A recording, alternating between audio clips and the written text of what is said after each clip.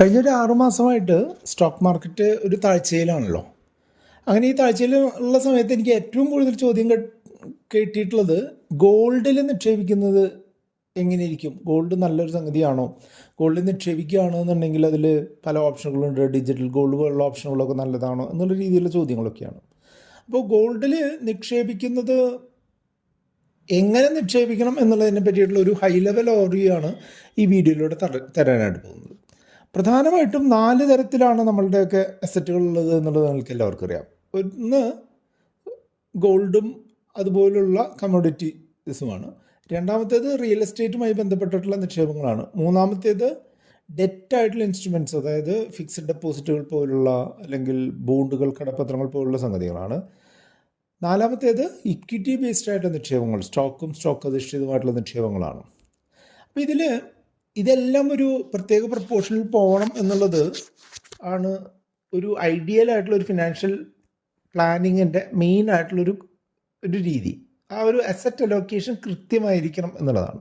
ഇനി ഇതിൽ താരതമ്യേന കുറച്ച് മാത്രം പ്രതിപാദിച്ചിട്ടുള്ള ഒരു കാര്യമാണ് ഈ ഗോൾഡ് ഇൻവെസ്റ്റ്മെൻറ്റ്. സത്യം പറഞ്ഞാൽ എനിക്ക് പേഴ്സണലി കാര്യമായിട്ടുള്ള ഗോൾഡ് ഇൻവെസ്റ്റ്മെൻ്റ് ഒന്നും ഇല്ല എന്ന് തന്നെ പറയാം. ഏകദേശം എൻ്റെ ഒരു അസറ്റിൻ്റെ ഒരു 1-1.5% മാത്രമേ ഉള്ളൂ ഈ ഗോൾഡ് നിക്ഷേപങ്ങൾ. അതിന് പ്രധാനപ്പെട്ട ഒരു കാര്യം എന്ന് പറഞ്ഞിട്ടുണ്ടെങ്കിൽ നമ്മൾ അതിനുവേണ്ടി അങ്ങനെ ഒരു ഫോക്കസ്ഡ് ആയിട്ടുള്ള അതിലേക്ക് ഇൻവെസ്റ്റ് ചെയ്തിട്ടില്ല എന്നുള്ളതാണ്. പക്ഷേ തീർച്ചയായിട്ടും ചെറിയൊരു രീതിയിൽ ഗോൾഡിൻ്റെ ഇൻവെസ്റ്റ്മെൻറ്റ് ഇൻക്രീസ് ചെയ്യുന്നതുകൊണ്ട് തെറ്റില്ല. പക്ഷേ ഈ 1.5% എൻ്റെ കേസിൽ പറഞ്ഞിട്ടുള്ളത് ഞാൻ ഫിസിക്കൽ ഗോൾഡ് ഉൾപ്പെടുത്താതെയാണ്. ഫിസിക്കൽ ഗോൾഡ് എത്രയാണ് എന്നോ അത് എത്ര അതിൻ്റെ തുക വരുമെന്നോ കണക്ക് കൂട്ടിയിട്ടില്ല ഇതുവരെയും. ഫിസിക്കൽ ഗോൾഡും കൂടെ കൂട്ടിച്ചേർത്ത് വേണം നമ്മളത് കൺസിഡർ ചെയ്യാൻ എന്നുള്ളത് സത്യമാണ്. എന്നുണ്ടെങ്കിലും അതിപ്പോൾ എൻ്റെ കേസിൽ ഞാനത് കൂട്ടിയിട്ടില്ല. അപ്പോൾ നിങ്ങളെപ്പോഴും നിങ്ങളുടെ കയ്യിലുള്ള ഒരു അസറ്റിൻ്റെ അളവ് കണ്ടുപിടിക്കുമ്പോൾ, അത് ഗോൾഡിൻ്റെ കേസിലൊക്കെ ആകുമ്പോൾ നിങ്ങൾക്ക് ഫിസിക്കലായിട്ടുള്ള ഇൻവെസ്റ്റ്മെൻറ്റ് രീതി, അതല്ലെങ്കിൽ നിങ്ങൾക്ക് ഗോൾഡ് കോയിൻ, ഗോൾഡ് ഓർണമെൻറ്റ് പോലുള്ള രീതിയിലുള്ള സ്വർണം എത്രയുണ്ട്, അതിൻ്റെ ഏകദേശ മൂല്യം എത്ര വരുമെന്നുള്ള കണക്ക് കൂട്ടണം. അതോടൊപ്പം തന്നെ മറ്റുള്ള ഇൻവെസ്റ്റ്മെൻറ്റ് രീതികൾ, സോവറിൻ ഗോൾഡ് ബോണ്ട്, അതല്ല എന്നുണ്ടെങ്കിൽ digital gold, gold ETF, gold mutual fund പോലുള്ള സംഗതികളിൽ എങ്ങനെ എത്രമാത്രം ഇൻവെസ്റ്റ്മെൻ്റ് ഉണ്ട് എന്നുള്ളതും കൂടെ കൂട്ടിയാലാണ് നിങ്ങൾക്ക് നിങ്ങളുടെ ഗോൾഡിൻ്റെ ആക്ച്വൽ അലോക്കേഷൻ കിട്ടുകയുള്ളൂ. അപ്പോൾ നമ്മളിപ്പോൾ പ്രധാനമായിട്ടും ഇന്ന് സൂചിപ്പിക്കുന്നത് എന്തുകൊണ്ട് ഡിജിറ്റൽ ഗോൾഡ് എന്നുള്ള ഒരു സ്കീമിൽ നിക്ഷേപിക്കരുത് എന്ന് ആണ് എന്നുണ്ടെങ്കിലും, ഇതിൽ ഞാൻ നിക്ഷേപിക്കാൻ പറ്റുന്ന 2-3 മാർഗങ്ങൾ മറ്റതുണ്ട് എന്ന് പറഞ്ഞല്ലോ. അതിൽ ഏറ്റവും പ്രധാനപ്പെട്ട മാർഗം എന്ന് പറഞ്ഞിട്ടുണ്ടെങ്കിൽ ഗവൺമെൻറ്റിൻ്റെ അംഗീകാരത്തോടു കൂടി വർക്ക് ചെയ്യുന്ന സോവറിൻ ഗോൾഡ് ബോണ്ട് എന്ന് പറഞ്ഞിട്ടുള്ള SGBകളാണ്. സോവറിൻ ഗോൾഡ് ബോണ്ട് എന്ന് പറഞ്ഞിട്ടുണ്ടെങ്കിൽ ഒരു 8 വർഷ കാലാവധിയുള്ള ഒരു തരം നിക്ഷേപമാണ്. അത് സ്വർണത്തിൻ്റെ ആ ഒരു സമയത്തെ മൂല്യത്തിനനുസരിച്ചുള്ള വിലയ്ക്ക് നമുക്ക് വാങ്ങുകയും 8 വർഷത്തിന് ശേഷം ആ അന്നത്തെ മൂല്യം എത്രയാണോ അതിനനുസരിച്ച് നമുക്ക് തിരികെ അതിൻ്റെ പൈസ കിട്ടുകയും ചെയ്യുക എന്നുള്ളതാണ് അതിൻ്റെ ഉദ്ദേശം. അതിൻ്റെ മറ്റൊരു അട്രാക്ഷൻ എന്താണെന്ന് വെച്ചാൽ 2.5% പലിശ. നമ്മൾ നിക്ഷേപിച്ച തുക ഇപ്പോൾ 1 ലക്ഷം ആണെന്നുണ്ടെങ്കിൽ അതിൻ്റെ ഒരു 2.5%, അതായത് 2500 രൂപ ഒരു വാർഷിക പലിശ എന്നുള്ള രീതിയിൽ നിങ്ങൾക്ക് ലഭിക്കുകയും ചെയ്യും എന്നുള്ളതാണ് ഈ സോവറിൻ ഗോൾഡിൻ്റെ പ്രത്യേകത. പക്ഷേ ഗവൺമെൻറ് ഈ ഇടയായിട്ട് അത് നിർത്തിയിരിക്കുകയാണ്. കാരണം എന്താ വെച്ചാൽ ഗവൺമെൻറ്റിന് അത്ര ഒരു സുഖകരമായിട്ടുള്ള ഒരു ഏർപ്പാടല്ല ഈ സോവറിൻ ഗോൾഡ് ബോണ്ട് എന്നുള്ളത് ഗവൺമെൻറ് മനസ്സിലാക്കിയിട്ടുണ്ട്. അത്യാവശ്യം ഒരു വലിയ നേട്ടം സോവറിൻ ഗോൾഡ് ബോണ്ട് ആദ്യം വാങ്ങിയവർക്ക് ഗവൺമെൻറ്റിന് കൊടുക്കേണ്ടി വന്നിട്ടുണ്ട്. അത്തരം ഒരു കാര്യങ്ങളൊക്കെ നോക്കുമ്പോൾ ഗോൾഡ് ഇങ്ങനെ ആളുകളെ കൊണ്ട് ഇൻവെസ്റ്റ് ചെയ്യിക്കുന്നത് ഗവൺമെൻറ്റിന് അത്ര പന്തിയല്ല എന്നുള്ളതാണ് മനസ്സിലാവുന്നത്. അതുകൊണ്ട് തന്നെ സോവറിൻ ഗോൾഡ് ബോണ്ട് പുതിയതായിട്ട് ഇനി വാങ്ങാൻ പറ്റുമെന്ന് തോന്നുന്നില്ല. അപ്പോൾ ബാക്കിയുള്ള ഓപ്ഷനുകൾ എന്തൊക്കെയാണെന്ന് ചോദിച്ചു കഴിഞ്ഞിട്ടുണ്ടെങ്കിൽ, ഒന്ന് കൺവെൻഷനലായിട്ടുള്ള ഫിസിക്കൽ ഗോൾഡ് വാങ്ങുക, സ്വർണ്ണ ആഭരണങ്ങളോ സ്വർണ്ണ ബിസ്ക്കറ്റുകളോ സ്വർണ്ണ കോയിനുകളോ ഒക്കെ വാങ്ങുക എന്നുള്ളതാണ്.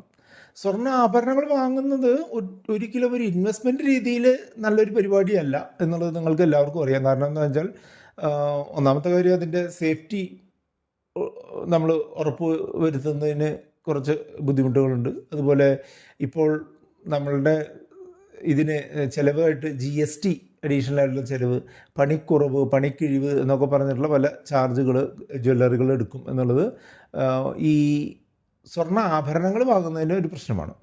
അപ്പോൾ നിങ്ങൾ സ്വാഭാവികമായിട്ട് ചിന്തിക്കും, എന്നാൽ കോയിൻ വാങ്ങിയാൽ പോരെ എന്ന് ചോദിച്ചു കഴിഞ്ഞിട്ടുണ്ടെങ്കിൽ കോയിൻ വാങ്ങുന്നതിട്ട് തെറ്റൊന്നുമില്ല. പണിക്കിഴിവും പണിക്കുറവൊന്നും പോവില്ല. GST എപ്പോഴും ഉണ്ടാവും, സേഫ്റ്റിയുടെ പ്രശ്നം അപ്പോഴും ഉണ്ടാവും എന്നുള്ളത് മനസ്സിലാക്കുക. പക്ഷേ നമ്മളൊക്കെ മിക്കവാറും ആളുകൾ സ്വർണം വാങ്ങുന്നത് അല്ലെങ്കിൽ സ്വർണ്ണാഭരണം വാങ്ങുന്നത് പണയം വെക്കാനാണ് എന്നുള്ളത് കൊണ്ട് തന്നെ ഈ സ്വർണ്ണ കോയിനുകളോ സ്വർണ്ണ ബിസ്ക്കറ്റുകളോ ഒന്നും സാധാരണ സ്ഥാപനങ്ങളൊന്നും തന്നെ പണയമായിട്ട് സ്വീകരിക്കാറില്ല എന്നുള്ളതാണ് അതിൻ്റെ ഒരു അഡീഷണൽ ആയിട്ടുള്ളൊരു ഡൗൺ സൈഡ്. മനസ്സിലായില്ലേ? അപ്പോൾ അങ്ങനെ ഫിസിക്കൽ ഗോൾഡ് വാങ്ങുക, ആഭരണങ്ങളായാലും കോയിനുകളായാലും വാങ്ങുക എന്നുള്ളത് കുറച്ച് ബുദ്ധിമുട്ടുള്ള ഏരിയയാണ്. ഇൻവെസ്റ്റ്മെൻറ്റിൻ്റെ പെർസ്പെക്റ്റീവിൽ നോക്കുകയാണെങ്കിൽ ബുദ്ധിമുട്ടുള്ള ഏരിയയാണ്. പക്ഷേ നമുക്ക് ആളുകൾക്ക് ഉപയോഗിക്കാനോ അത് പ്രദർശിപ്പിക്കാനോ ഒക്കെയുള്ള കാര്യത്തിനായിട്ട് അത് ഏറ്റവും മികച്ച മാർഗം തന്നെയാണ് എന്നുള്ളതാണ്. അങ്ങനെ വരുമ്പോഴാണ് ഈ ഡിജിറ്റൽ ഗോൾഡ് സ്കീം എങ്ങനെയുണ്ട് എന്നുള്ളത് ആളുകൾ ചോദിക്കുക. ഡിജിറ്റൽ ഗോൾഡ് സ്കീം എൻ്റെ ഒരു അഭിപ്രായത്തിൽ ഒരു കാരണവശാലും എടുക്കാൻ പാടില്ലാത്ത ഗോൾഡ് ഇൻവെസ്റ്റ്മെൻറ്റ് രീതിയാണ്. ഡിജിറ്റൽ ഗോൾഡ് സ്കീം നിങ്ങൾ എവിടേക്ക് കണ്ടിട്ടുണ്ടാവുക? ഈ ഫോൺ പേ പോലുള്ള ആപ്ലിക്കേഷനുകളിൽ അല്ലെങ്കിൽ ഏതെങ്കിലും ബാങ്കിൻ്റെ ആപ്ലിക്കേഷനുകളിൽ PI ചെയ്യുന്ന മറ്റുള്ള ആപ്പുകളിലൊക്കെയാണ് ഈ ഡിജിറ്റൽ ഗോൾഡുകൾ വാങ്ങാനും വിൽക്കാനൊക്കെ സാധിക്കുക. അപ്പം ഞാൻ എന്തുകൊണ്ടാണ് ഡിജിറ്റൽ ഗോൾഡ് മോശമാവുന്നത് എന്ന് പറഞ്ഞു കഴിഞ്ഞിട്ടുണ്ടെങ്കിൽ ഇതിൻ്റെ പ്രൈസിലുള്ള ഡിഫറൻസ് ആണ്. അതായത് നിങ്ങൾ ഇപ്പോൾ ഏതെങ്കിലും ഒരു പ്ലാറ്റ്ഫോമിൽ ഡിജിറ്റൽ ഗോൾഡ് ബൈ ചെയ്യാനായിട്ട് നോക്കുകയാണെന്നുണ്ടെങ്കിൽ 1000 രൂപയ്ക്ക് വാങ്ങുന്ന ഒരു സിറ്റുവേഷൻ ഉണ്ട്. അതേ പ്ലാറ്റ്ഫോമിൽ തന്നെ നിങ്ങൾ വിൽക്കാൻ ശ്രമിക്കുമ്പോൾ 915 രൂപയെ ഒക്കെയാണ് അതിൽ കാണിക്കുക. അതായത് ഈ ഒരു ബൈയിങ് സെല്ലിങ് സ്പ്രെഡ് ഭയങ്കര വലുതാണ്. അതായത് നമ്മളിപ്പോൾ ഇന്ന് 1000 രൂപയ്ക്ക് ഒരു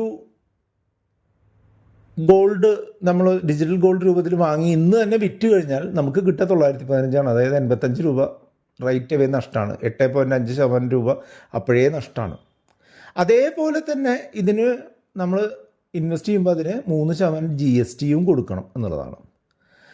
അപ്പോൾ ഇങ്ങനെയൊക്കെയുള്ള സിറ്റുവേഷൻ വരുമ്പോൾ ഈ ഡിജിറ്റൽ ഗോൾഡ് അത്ര നല്ല ഒരു ഏർപ്പാടല്ല ഇൻവെസ്റ്റ് ചെയ്യുന്ന ആളുകൾക്ക് എന്ന് നിങ്ങൾക്ക് മനസ്സിലായി കാണും. ഇത് മാത്രമല്ല, ഇതിൻ്റെ ഇൻവെസ്റ്റ് ചെയ്യുന്ന പല പ്ലാറ്റ്ഫോമുകളുണ്ടെന്ന് പറഞ്ഞല്ലോ. ഇപ്പോൾ ഫോൺ പേ, ഗൂഗിൾ പേ ഒക്കെ വഴി നമുക്ക് ഇത് വാങ്ങാനായിട്ട് സാധിക്കാറുണ്ട്. പക്ഷേ ഒരു പ്ലാറ്റ്ഫോമിലും ഇതിൻ്റെ ഒരു ഏകീകരിച്ച പ്രൈസ് ഇല്ല എന്നുള്ളത് നിങ്ങൾ പലപ്പോഴും ശ്രദ്ധിച്ചിട്ടുണ്ടാവും. നിങ്ങൾക്ക് 1 രൂപ മുതലൊക്കെ ഗോൾഡ് വാങ്ങാമെന്നുള്ള അഡ്വർടൈസ്മെൻറ്റിലൊക്കെയാണ് ഇത് വരിക. അത് സത്യം തന്നെയാണ്. പക്ഷേ എപ്പോഴും ഇതിൻ്റെ ബൈയിങ് പ്രൈസ് കൂടുതലും സെല്ലിംഗ് പ്രൈസ് കുറവുമായിട്ടാണ് കാണുന്നത്. അത് നമ്മളുടെ ഒരു എക്സ്പെൻസ് മൊത്തത്തിലുള്ള അതിൻ്റെ ഒരു ചെലവ് കൂട്ടുന്നതിനായിട്ട് കാരണമാകുന്നു. അതുപോലെ തന്നെ നമ്മളത് കുറേ അധികം സമയം, കൂടുതൽ സമയം നമ്മൾ ഇത് ഹോൾഡ് ചെയ്താലാണ് നമുക്ക് അതിൻ്റെ ലാഭം കിട്ടുക എന്നുള്ളൊരു കാര്യം വരുന്നുണ്ട്. അങ്ങനെ ചോദിക്കുമ്പോൾ നിങ്ങൾ എന്നോട് സ്വാഭാവികമായിട്ട് ചോദിക്കും, എങ്കിൽ ഈ ഗോൾഡിൽ നിക്ഷേപിക്കാനുള്ള നല്ല മാർഗ്ഗങ്ങൾ ഏതൊക്കെയാണെന്ന് ചോദിക്കും.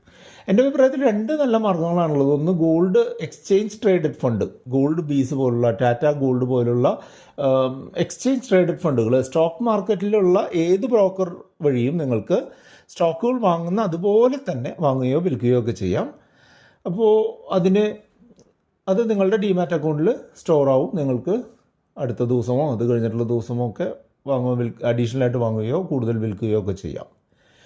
ഇതാണ് ഒരു മികച്ച ഓപ്ഷൻ. ഇതിൻ്റെ ഗുണം എന്താണെന്ന് വെച്ചാൽ നമുക്ക് ഇത് നമ്മളുടെ സ്വർണ്ണ നിക്ഷേപം മറ്റുള്ള ഇൻവെസ്റ്റ്മെൻറ്റുകളുടെ ഒപ്പം കാണാനും, അതുപോലെ ഡിമാറ്റ് ഫോമിൽ നമുക്ക് ഫിസിക്കൽ അല്ലാത്ത ഇലക്ട്രോണിക് ഫോമിൽ അത് സ്റ്റോർ ചെയ്ത് വെക്കാനും, അത് നമുക്ക് ആവശ്യമുള്ള സമയത്ത് സ്റ്റോക്ക് മാർക്കറ്റ് അവൈലബിൾ ആയിട്ടുള്ള സമയത്തൊക്കെ നമുക്ക് വിൽക്കാനും സാധിക്കും എന്നുള്ളതാണ്. അതാത് സമയത്തെ വിലയ്ക്ക് അനുസരിച്ച് നമുക്ക് വിൽക്കാൻ സാധിക്കും എന്നുള്ളതാണ് ഇതിൻ്റെ പ്രധാന പ്രത്യേകത. അപ്പോൾ വാങ്ങുന്ന വിലയും വിൽക്കുന്ന വിലയൊക്കെ ഈ ETF-കളുടെ കാര്യത്തിൽ ഓൾമോസ്റ്റ് സെയിം ആവാറാണ് പതിവ്. ഇനി ETF എടുക്കുന്നതിനായിട്ട് എന്ത് വേണം? ഡിമാറ്റ് അക്കൗണ്ട് വേണം. ഡിമാറ്റ് അക്കൗണ്ട് ഇല്ലാത്തവർക്ക് ETF എടുക്കാനായിട്ട് സാധിക്കില്ല. അങ്ങനെയുള്ളവർക്ക് ഗോൾഡ് മ്യൂച്വൽ ഫണ്ടുകൾ പരിഗണിക്കാം. മറ്റേത് മ്യൂച്വൽ ഫണ്ടുകൾ പോലെയും ഗോൾഡിൽ നിക്ഷേപിക്കുന്ന തരത്തിലുള്ള മ്യൂച്വൽ ഫണ്ടുകൾ അവൈലബിൾ ആണ്. Nippon India gold savings fund, അതുപോലെ HDFC ഗോൾഡ് ഫണ്ട് പോലുള്ള ഫണ്ടുകളൊക്കെ നമ്മൾ ഇടുന്ന പൈസ അതാത് സമയത്തെ സ്വർണത്തിൻ്റെ വിലയ്ക്ക് അനുസരിച്ച് വാങ്ങുകയും അതിൽ ഉണ്ടാകുന്ന യൂണിറ്റ് വില വർധനവ് നമ്മൾക്ക് ലാഭമായിട്ട് വരികയും ചെയ്യുക. അതുകൊണ്ട് തന്നെ എനിക്ക് പറയാനുള്ളത് എന്താണെന്ന് വെച്ചാൽ, നിങ്ങൾ ഗോൾഡ് വാങ്ങുന്നത് എൻ്റെ അഭിപ്രായത്തിൽ ഇപ്പോഴത്തെ ഒരു അവസ്ഥയിൽ ഗോൾഡ് ETF വഴിയോ ഗോൾഡ് മ്യൂച്വൽ ഫണ്ട് വഴിയോ വാങ്ങുക, അതും ചെറിയ ചെറിയ ക്വാണ്ടിറ്റികളായിട്ട് ഓവർ ദ ലോങ് റൺ വാങ്ങി നിങ്ങളുടെ ഒരു അസറ്റ് അലോക്കേഷൻ പ്രോപ്പറാക്കുന്നതിനായിട്ട് ശ്രമിക്കുക എന്നുള്ളതാണ്. അതിനെ പറ്റിയിട്ട് എന്തെങ്കിലും ഒരു ഡയറക്ഷൻ വേണമെന്നുണ്ടെങ്കിൽ നമ്മുടെ വാട്സപ്പ് നമ്പറായിട്ടുള്ള 8848030018 നിങ്ങൾക്ക് കോൺടാക്ട് ചെയ്യാം. വീഡിയോ ലൈക്ക് ചെയ്യാനും കൂട്ടുകാരുമായിട്ട് ഷെയർ ചെയ്യാനും കമൻറ്റ് ചെയ്യാനൊന്നും മറക്കണ്ട. എന്തെങ്കിലും നിങ്ങളുടെ പേഴ്സണൽ ഫിനാൻസുമായി ബന്ധപ്പെട്ട് എന്തെങ്കിലും സപ്പോർട്ട് വേണമെന്നുണ്ടെങ്കിൽ നമ്മുടെ വാട്സപ്പ് നമ്പറായിട്ടുള്ള 8848030018 നിങ്ങൾക്ക് കോൺടാക്ട് ചെയ്യാം.